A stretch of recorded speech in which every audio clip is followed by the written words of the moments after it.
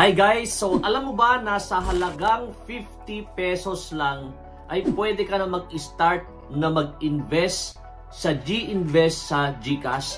Last year guys, meron akong ginawang video nito na kung saan ipinakita ko na pwede nga kayong makapag-invest sa halagang 50 pesos. Tama po yung narinig nyo guys, 50 pesos lang pwede na kayong makapag-start na mag-invest.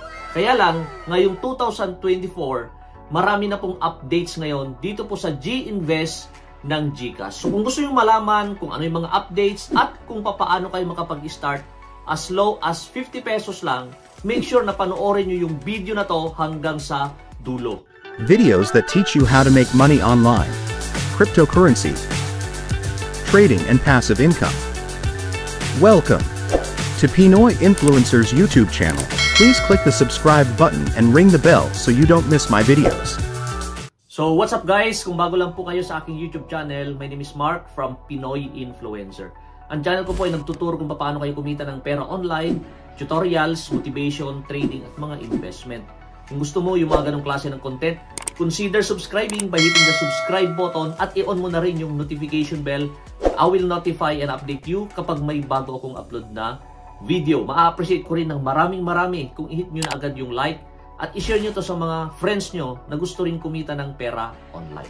So ngayon guys, nandito na tayo sa application na GCash or yung mismong app ng GCash. But before tayo mag-start, ano ba ibig sabihin ng G-Invest? Itong G-Invest guys ay isang parte ng GCash na kung saan pwede ho tayo makapag-invest sa mga mutual fund na iba't iba dito. At ang maganda dyan, bukod sa mutual fund or mga funds, ay pwede na rin po tayo ngayon makapag-invest sa mga G-Stocks locally at meron na silang broker na partner at soon pa lang po yung G-Stocks sa international. So yun po yung mga update. Pero mamaya makikita natin inside this tutorial. Ngayon guys, so Mark, ako ay isang maliit lang na negosyante o student ako. Pwede ba ako dyan? Yes, lahat po pwede po as long as makapag-create lang po kayo ng inyong account sa GCash. So di ba yung students, basta't meron siyang valid ID, pwede na po siya makapag-start using yung kanyang SIM card. So basta't meron siyang SIM card, mag-register lang siya sa kanyang number at pwede na po siyang makapag-create na account sa GCash. And now guys, i-verify nyo lang yung account nyo para magamit nyo lahat yon at pwede na kayo makapag-start na mag-invest. So nakikita nyo ngayon, ito yung nakikita nyo ngayon dyan sa screen, ito na po yung mismong GCash natin. Ngayon, saan ba yung parte na kung saan makakapag-G-invest or makakapag-invest ako? So nakikita nyo dito sa screen, so meron siyang bagong parang icon. So G-invest nakalagay dyan, parang grow, para isang halaman. Ang gagawin natin, i-click natin yan. So, nakaseparate na po yung G-Save at G-Insure. So, ang gagawin natin is click lang natin itong G-Invest. So, sundan nyo lang to guys. Madali lang naman po itong gagawin natin. Nakikita nyo ngayon, ito na po yung mismong feature niya. So, para nakikita nyo yung step by step. Pero make sure guys na mag-create muna kayo ng account dito po sa GCash. And meron po akong link dyan sa description para mabilis nyo nang ma-access yung GCash sa mga nanonood na wala pa pong account. Pero kapag may account ka na, wala nang problema. So, ipapakita ko muna and then ituturo ko sa inyo paano kayo mag-start from scratch dito sa G-Invest. So, meron na po silang G-Funds. So, eto nga, as low as 50 pesos. So, mamaya malalaman natin yan. So, may partner sila na ang pangalan ay Atram, which since 1995 pa po yung Atram na yon. So, 100% legit. Okay? So, mga iba, nakikita ko yung previous videos ko, scam daw. So, hindi siya scam. Siguro, wala siyang pang-invest, kaya nagsabi siya ng scam. So ngayon, meron ng bago, which is G-Stocks. Nasa investing din siya. Okay? Meaning pag invest, may kasamang risk yan. So hindi 100% free risk. So meron pong risk. And coming soon, yung G-Stocks Global. Ang maganda dyan, dito sa G-Stocks PH, merong 280 local companies na pwede na nating i-trade. Or pwede tayong bumili ng stocks. Ibig sabihin ng stocks, magiging part owner kayo ng company na yun. So as low as, mamaya makikita natin kung magkano yung pwede. And meron pang isa na nandito na rin sa investing, bago. Kasi yung previous video na ginawa ko, yung G-Crypto. Pwede na ko tayo dito mag-buy at magbenta ng mga cryptocurrency. Or pwede na tayo mag-transfer from cryptocurrency natin, dalhin dito po sa G-Crypto ng GCash. Kaya convenient na po ngayon ang GCash. And meron po ditong learning hub, meron silang tutorial na kung saan paano mag-save, mag-invest sa crypto. So yan po yung mga bagong feature na i-explore natin lahat in this video tutorial. So now, first dito muna tayo sa GFunds. So dito meron tayo nakalagay dyan para for demonstration lang. So dito, pwede na tayo mag-invest as low as 50 pesos. Pero yung nakalagay sa akin, piso lang. Okay, trinayal ko kung paano mag-transfer. So transfer naman natin. So dito makikita nyo, meron tayong risk appetite. Ano ka ba? Ikaw ba ay conservative? Ikaw ba ay aggressive? Nakalagay sa akin dito, moderately aggressive. Ibig sabihin, medyo mas malaki po yung percentage ng inyong parang profit kapag aggressive kayo. So click natin itong G-Invest. Ngayon, so makikita nyo nandito yun na yung mga products. So iba't ibang mga products, pero under ito lahat ng, so nasa GCash siya, dito may BPI, ang pangalan is ALFM Global Multi-Asset Income, pero within 1 year performance niya is 0.71%. Ibig sabihin, yung pera nyo sanang 1,000, negative siya ng 0.71. Kung ang pinili nyo ay itong dividend paying. Pero ang maganda naman siya, meron siyang dividend. Okay, so makikita nyo dyan. Meron dito BPI din. So index mismo ng PSE. So talo ka. Or ibig sabihin, yung 1,000 pesos mo, hindi na 1,000. Mas mababa na sa 1,000 ng 0.43% within 1 year. Kaya dapat guys, dapat long term ka or medyo 5 years. Ganun dapat kung yan yung mga pipiliin mo. Dito naman, meron naman dito si Atram Money Market. Conservative ka, pero nag-profit ka ng 4.27% dun sa save mo. Kasi pag nag-save ka lang or nag-50 pesos ka lang sa savings lang, walang kita yon. Pero kung nilagay mo dito, meron siyang maliit. So, may mga percentage makikita nyo dyan.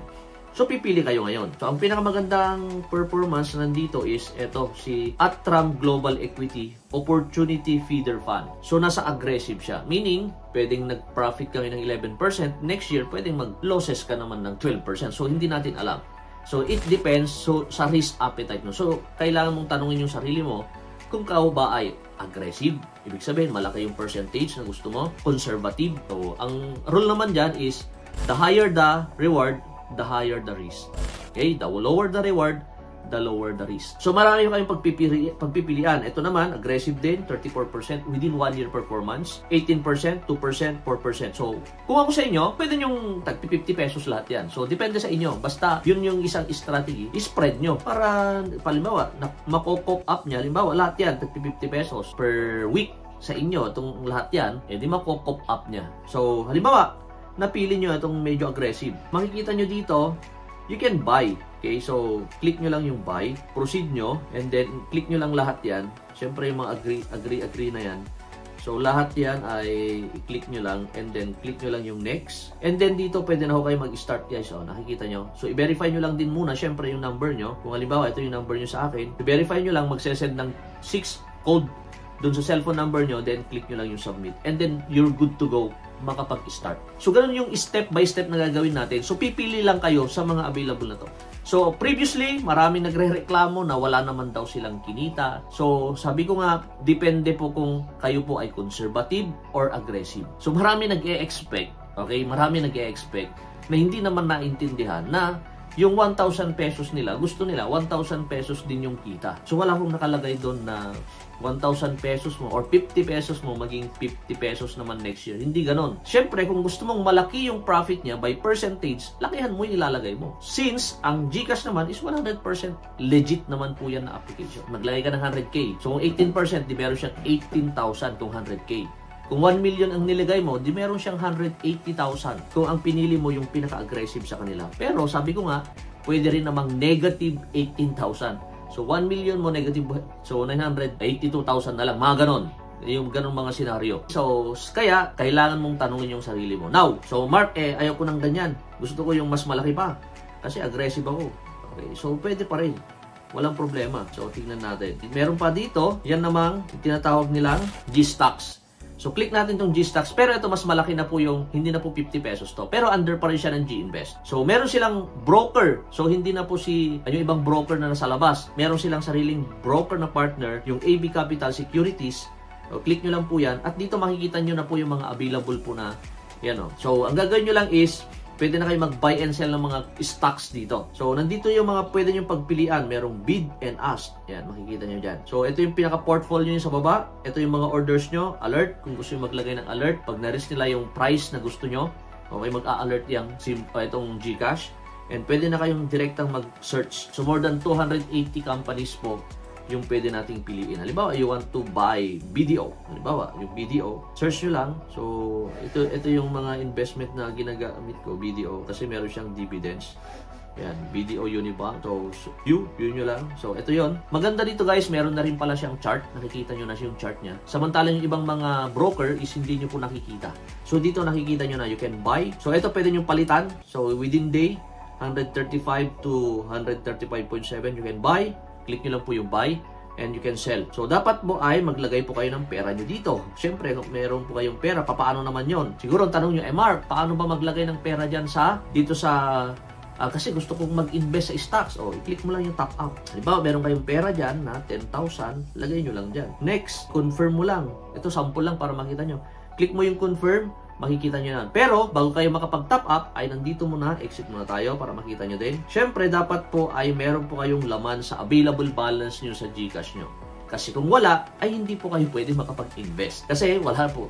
Now, siguro ang tanong mo, Mark, may GCash na ako, wala pa akong pera. Paano naman maglagay ng pera sa GCash? So, ito na rin, tutorial na rin to. Una, syempre, mag-send lang po kayo or pwede kayo mag-cash in. Yan, punta kayo dyan sa over-the-counter. Pwede nyo over-the-counter, online banking, global partner remittance. Yan po yung mga options natin para makapag-cash in po tayo sa GCash. So, global partners, online bank. So, halimbawa, ito yung napili natin. So, ano ba yung mga available dyan? Oh, ang dami yung pagpipilian. So, halimbawa, ito dyan. So, may PayPal, merong Payoneer. Yan, merong ang dami. So, sa mga nasa ibang bansa, pwede rin siguro to. Western Union, RIA, Remitly, MoneyGram, at iba't iba pa.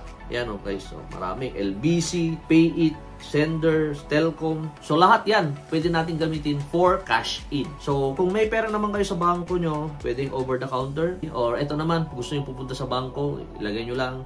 So, nandito na po yung mga instruction. Ang totoo, meron ng sari-sari store. Siyempre, yung mga nagka-cash in ng partner ng GCash. Pwede na po lahat yan. So, napakarami na ho. Para wala na hong dahilan para hindi po kayo makapag-invest ngayong 2024. Kasi guys, bakit ba tayo nag-i-invest? Para lumago po yung pera. Hindi kasi yung iba, naglalagay lang sila ng pera para gastusin. Pero ito, lagay tayo ng pera para tumubo o lumaki yung ating pera. Yan po yung gamit ng G-Invest. And lastly, so dito guys sa G-Invest, pwede na rin po tayo sa crypto. Ano naman yung crypto? Okay, so gusto i-update yung account. Dito may mga available, napakarami na pong mga cryptocurrency dito na kung saan nandito na rin siya sa G-Invest. Pwede ho tayong bumili ng mga iba't ibang uri ng mga cryptocurrency na pwede in the long run, pwede natin siyang ibenta kapag more than na po sa presyo na binili natin. So nakasama na rin po siya sa investing dito sa GCash. Pero dito, hindi siya 50 pesos o more than siya, mga 500 pesos yung minimum dito.